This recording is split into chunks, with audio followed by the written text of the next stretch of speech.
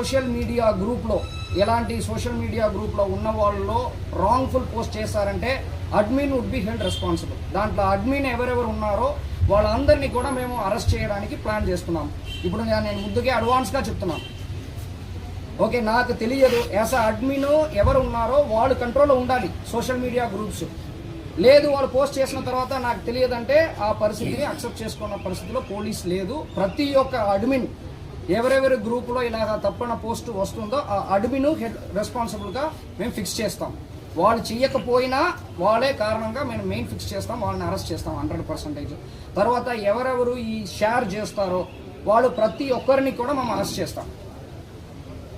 Media మిత్రులకి నా request ఏంటంటే ఇది అందరికి కూడా చేరుకోవాలి.